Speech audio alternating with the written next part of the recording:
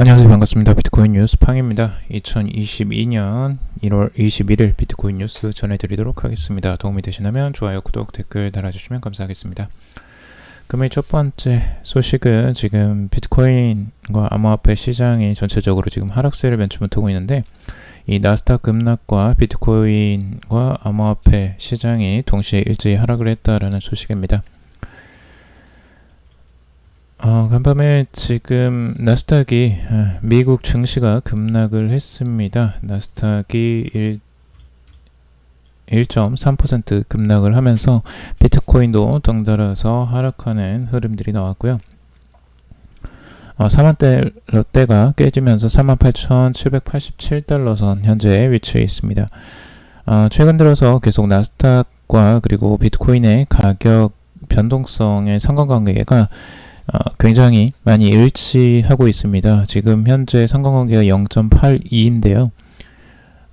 이렇다는 건 지금 거의 비슷하다는 거예요. 그 가격 흐름이 1이 최고치로 똑같이 움직이는 거고 0.8이면 굉장히 비슷하게 움직인다라고 볼 수가 있습니다. 그래서 전체적으로 지금 그 하락하는 이유, 나스닥이 하락하는 이유는 결국에는 그 경제적인 부분이고, 이제 금리 인상에 대한 불안감들이 계속 증시에 악영향을 미쳤다라고 해석을 하고 있습니다. 그래서 그런 부분들 때문에 지금 비트코인도 피해를 보고 있는 것 같은데, 지금 하락세를 보면 꽤 크게 나왔죠. 단기적으로 하락세가 추가적으로 나오면서 38,786달러 선까지 내려온 상태입니다. 지금 심리적 저항선인 4만 달러 선을 다시 한번 깨트리면서 굉장히 이제 극도의 공포 상태로 들어갔는데요. 보통은 이런 이제 심리적 저항선들은 한 번씩 깨질 경우가 있기 때문에 이런 부분에서 너무 크게 흔들리지 않으셨으면 좋겠고, 지금 시장 자체에서 이 비트코인의 지금 하락세를 좀 이 과거에 이 시점하고 이제 비슷하게 바라보는 경우가 있는데요. 이 시점 작년 6월, 7월 달에 나왔던 이 하락세의 하락폭을 보면 지금 55% 정도가 하락을 했습니다. 최고점에서 55% 정도가 하락했고 굉장히 큰 조정이었어요. 중간 조정 치고는 굉장히 크게 조정이 많이 나왔었고, 심리적으로도 계속 크게 위축이 되었던 그 시기입니다. 근데 지금 이 시기가 이때와 좀 비슷하다라고 보고 있는데, 그런데 최고점에서 지금 하락하는 그 하락폭을 보면 이때보다 아직까지도 작은 상태입니다. 아직 44% 정도 하락을 한 상태이기 때문에 오히려 이때보다는 하락폭이 아직 낮은 상태예요. 근데 심리적으로는 굉장히 지금도 굉장히 고통스럽고 그 공포감이 굉장히 많이 조성이 되어 있죠. 그래서 하락폭만으로 그 공포감이 나오는 것 같지는 않습니다. 하지만 굉장히 비슷한 지금 패턴으로 흘러가고 있다는 걸 우리가 알 수가 있고, 이 조정세가 계속 길게 이어지면서 공포 심리도 계속 이어져 가고 있죠. 그래서 익스트림 피어 상태가 계속 유지되고 있습니다. 극단의 공포 상태를 계속 유지하고 있는데요. 지금 24까지 있었다가 다시 19로 내려온 상태고요. 최저점은 10이었습니다. 그래서 과거에도 뭐 이렇게 10까지 찍은 적이 몇 번 있었기 때문에 그때와 이제 비슷한 상황이다라고 볼 수가 있고요. 그거 이제 우리는 좀 다른 면에서 한번 봐야 될 것 같아요. 비트코인을 하락할 때 이 온체인 데이터를 보면 그 이면을 좀 볼 수가 있거든요. 자, 이면을 보면 지금 이제 쇼텀 홀더의 그 비트코인을 단기적으로 끌고 가는 이 단기 투자자들의 투자 행보를 보면 비트코인의 흐름을 좀 읽을 수가 있습니다.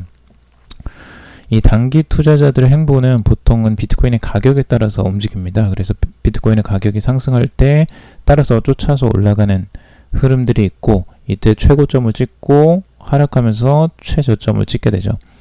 이런 식으로 등락이 굉장히 가파르게 일어나는데요. 최근에도 급격하게 상승했었던, 재작년부터 계속 급격하게 상승을 하면서 최고점을 한번 찍은 적이 있었고, 2021년 최고점을 찍고 나서 그때부터 계속 하향세입니다. 지금까지 계속 하향세이고 거의 바닥을 찍은 상태인데요. 2022년도 아직까지 그 상태에 머물러 있죠.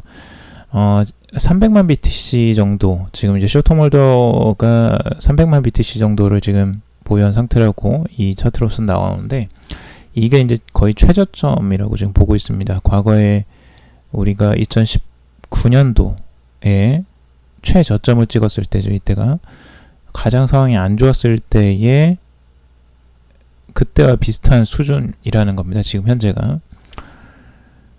그래서 지금 현재 그러면 우리는 어떤 이제 판단을 해야 될까 하는 거죠. 이 롱텀 홀더즈 only remain이라고, 여기에서는 롱텀 홀더지만 이제 머물러 있는 상태가 이 바닥이었었다는 거죠.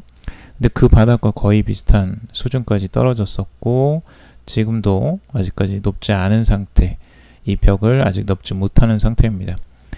자, 그래서 가격 변동성이 이제 여기서 치고 올라온다면 다시 쇼트모저스는 또 올라오겠죠. 쫓아서 이제 그때부터 상승하기 시작할 겁니다.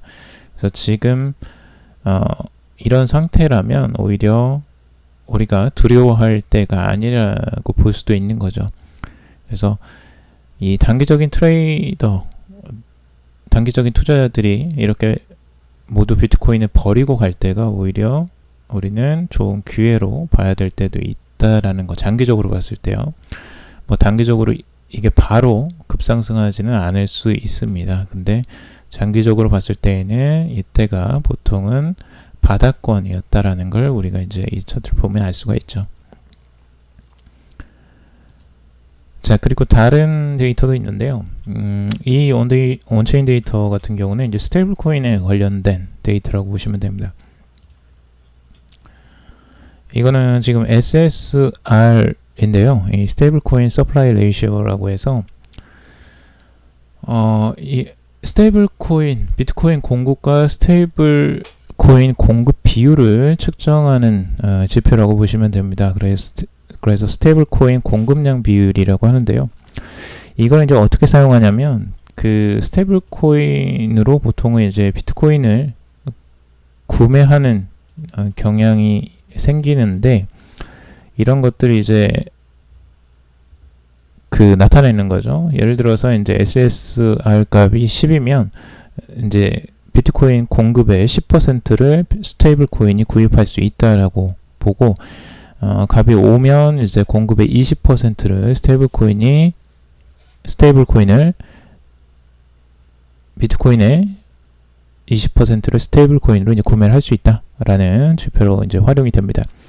근데 이거는 이제 SSR을 이 볼리저 밴드 지표하고 요 라인이죠. 요 라인.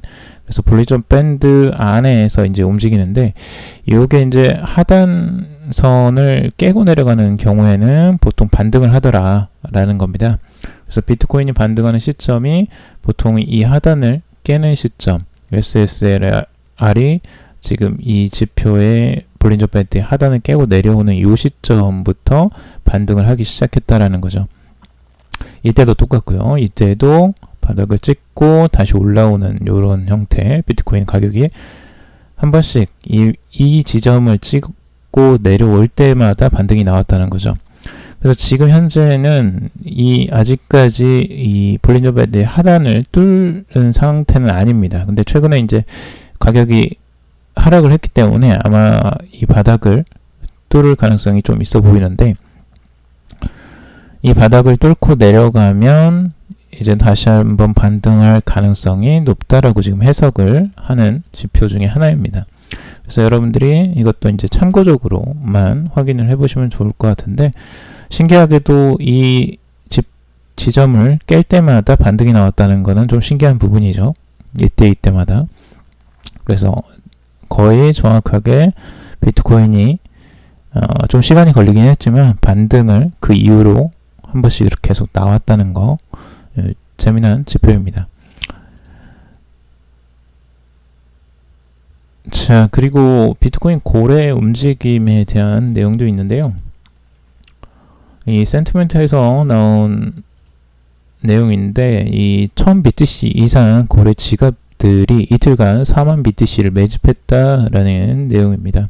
그래서 최근에 비트코인의 매집세가 이렇게 나오는 모습들을 보면서 여기 이제 진짜 고래죠. 1000BTC 이상이면 굉장히 큰 고래들인데 이 고래 지갑들이 이틀간 4만 BTC를 매집을 했다라는 내용입니다. 그러니까 아까 그거랑 많이 다르죠. 지금 이 쇼트몰더가 가지고 있는 이렇게 이제 하락하는 흐름과는 다른 대비되는 흐름들이 이제 그 고래 지갑에서는 그것도 아주 큰 고래들의 지갑에서 지금 나오고 있다. 그러니까 단기적으로 흔들리지 않는 이제 고래들이죠. 고래들은 굉장히 장기적인 흐름을 보고 투자가 들어가는 그 투자들이기 때문에 하락하면 하락할수록 분할해서 계속 매수를 합니다. 그래서 워낙 자금이 크기도 하기 때문에 한 번에 다 매수를 할 수도 없고 어차피 분할 매수를 계속 하게 됩니다. 그래서